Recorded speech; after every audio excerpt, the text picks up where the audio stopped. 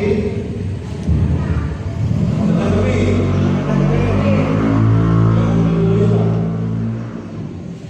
Okay. So, sa gabi po ito mga kapatid, ako po ay masaya dahil hindi marami nila kala mo kumunti lang. Hindi marami tayo. Marami. Praise the Lord. At ako po ay sinabihan ni Lily Brown na advertisement.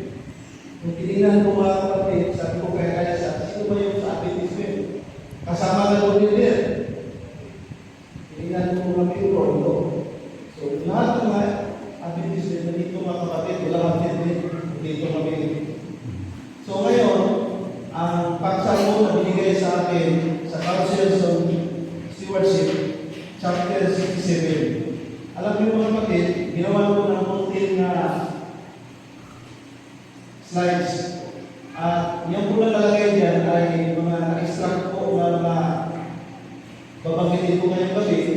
At habang ito po ay pinag-aaralan ko, unang-una po ako po ay nabibiyaan dahil napakaganda po na ang topic natin ngayon about Councils of the Stewardship, Chapter 67. Nasaan niya sa taas?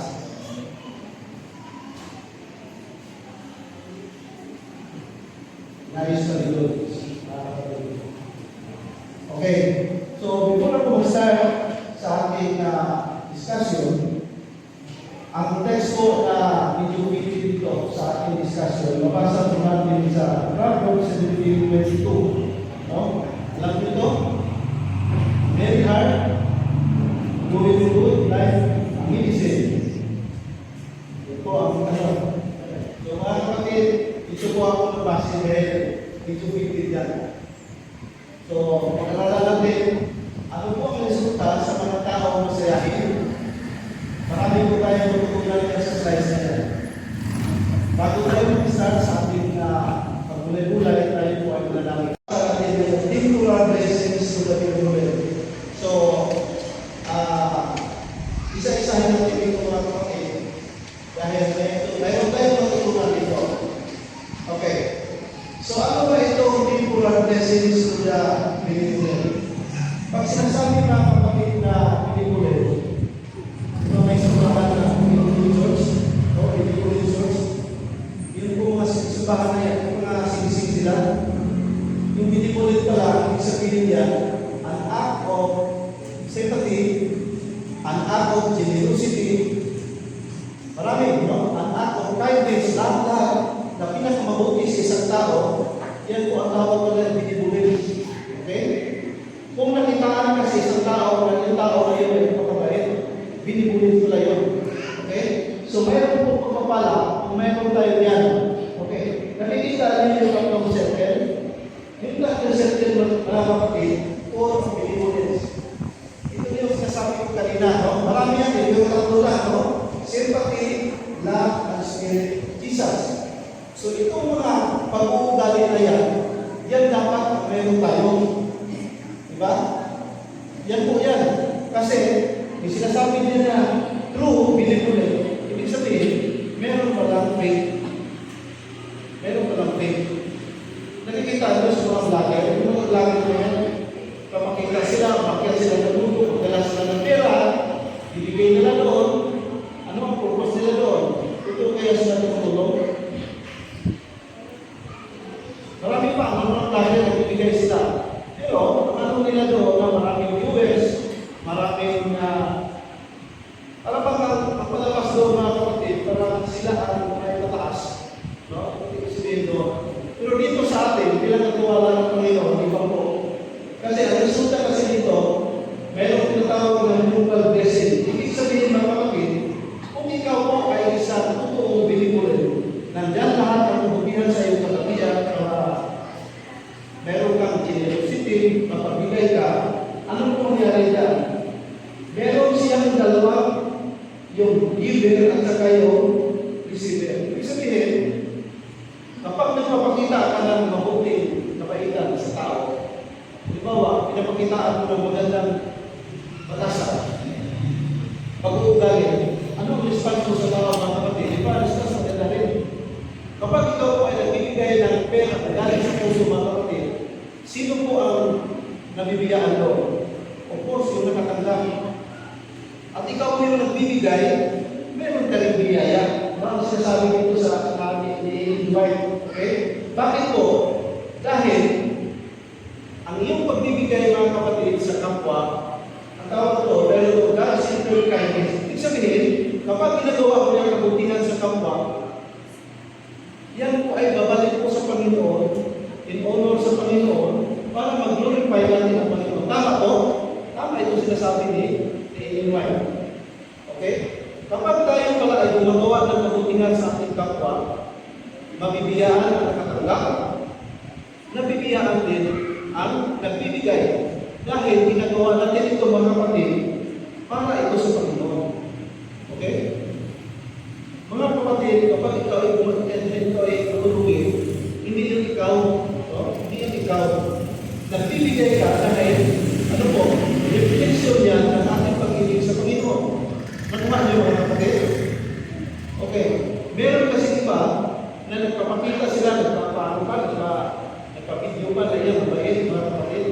Pero, hindi yung parang kasi yan sila mabait eh. Hindi matulungin talaga yan siya. Pero sa atin mga kapatid, bilang mga adventista, ginagawa natin ito dahil ang kwento natin, ang Panginoon po ang ating pataas. Okay. Sunod.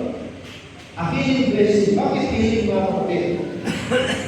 Habang inaalagaan ko ito mga kapatid, alam nyo, kapag tayo pala ay mayroong totoong bilib-bilib, mga ugali natin lahat, mapagigay, makulit-itwa, kindness, sympathy, loving, lahat-lahat, hindi ba alam mga kapatid, na kapag ikaw ay gumagawa ng gano'n, tapos, i-share ko sa mga tao, ano po ang resulta? Ang resulta po, ano ang sabi dito? Kapag ikaw makapagbigay, ano pa pakiramdam natin? Tayo po ay masaya. Hindi maganda po mga kapatid na tayo po ay bibigay na hindi tayo masaya. Halimbawa, bibigay tayo, hindi sigisip ko, sayang yung bibigay ko, wala naman pira bukas. Maganda ba yung pakinggan? Hindi. Kapag tayo pala ay nagbibigay mga kapatid, galing sa ating puso, ano po mangyari po? Ang pakiramdam natin, masaya tayo. Bakit? Kasi yung nabigyan natin, masaya sila kasi nagbibigay tayo eh. Okay? Kapag tayo ay masaya, ano po mangyari mga kapatid?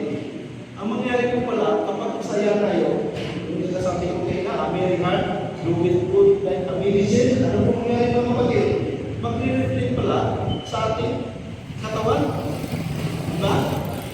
Kasi, masaya tayo na nagbibigay eh. Okay? So, meron pa lang tinatawag na mind-body connection. Ang ating isip, ang ating physical natin, may connection sila. Kasi, kung masaya ka, ano kung mangyari mga kapatid? Di ba maganda pakiramdam sa sarili? Tama ba yun, no? Kung masaya ka, ano mangyari? Maganda pakiramdam mo.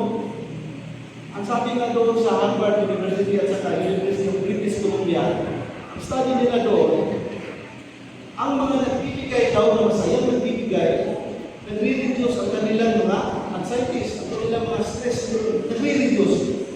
Hindi naman ano yan, hindi naman totoo talaga yun kasi meron silang study eh. Sabihin, meron silang hypothesis, experimentation, talaga nakita nila na ang tao pala mapagbigay na masaya, sila po ay, ano po, nakapitulong doon sa kanilang health. Okay? Tapos, pag kumanda ang ating health natin, ano po ang pakiramdam sa ating mind? Maganda din. So, mayroon siya tinatawag na mind-body connection, mga kapatid. Okay? So, ano ba? Doing good creates joy that increases the whole system. Kita mo? Lahat maapektuhan po sa ating katawan kapag tayo ay masaya magbibigay. Nagpapakita para sa ating kapwa na kabutihan. Ano pa po? Meron tinatawag na divine healer. Mga kapatid, kung maging practice sa atin na tayo po ay magbibigay, pagpapalain tayo ng Panginoon. Okay? Bakit pagpapalain tayo? Kasi tayo po ay nagbibigay. Nabibiyaan mo ang tumatanggap. So, yan po ang mangyayari mga kapatid. So, masarap pala ang magbibigay tayo. Ito po ang mensahe nito. Nagbibigay tayo. Okay. The word of benevolence is twice blessed. Okay. Human cooperation sa mission. Ano yung sabihin nito? Alam niyo mga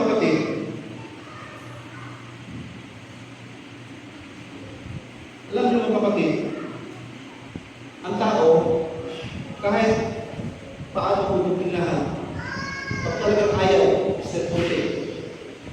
Ayaw to, alam na namin ko, kaibigan mo. Sinasabi namin ito, ay, alam na namin ng Bible. Alam ng Bible. Pero sige lang, pakitaan lang talaga ng mabuti na.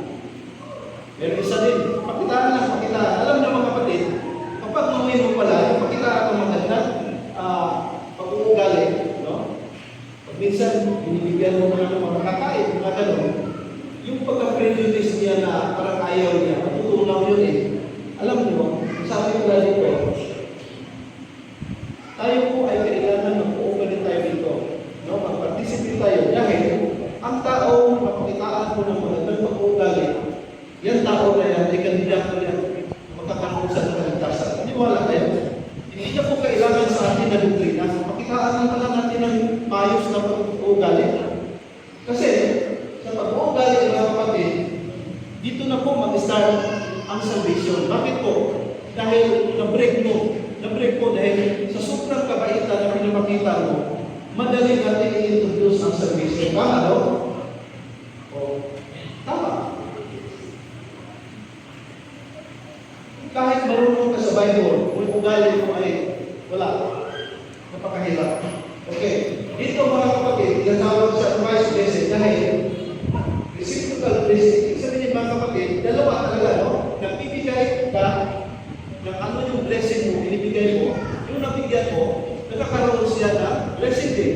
At saka, yung nakatanggap, nagkakaroon ng blessing. Ano pa mga kapatid? Dahil ang nagbibigay ay pagpapalain talaga ng Panginoon. Nasa Bible naman natin. Di ba? Ang nagbibigay, pagpapalain talaga ng Panginoon. So, dito mga kapatid, nag-iisip ako na yung ating pagpakita sa ating kapwa na maging generosity tayo sa iba't ibang paraan, hindi naman sa pera yan eh. Pero gusto ko galing mo, yung pag-iisa ng mukha mo, yun na yun eh. Meron kasi pakiyan. Pag-ramdam na kaibigan mo yan, yung tao na yan ay maniniwala yan sa'yo. At doon ko mga nakikita natin na ang Panginoon ko gagawa ko ng paraan. Bakit? Marami mga tao ngayon na nabigyan ko tumatanggap sa salita ng Panginoon sa pamagitan ng po ng ating pinapakita natin kung tao tayo sa kanila. Okay.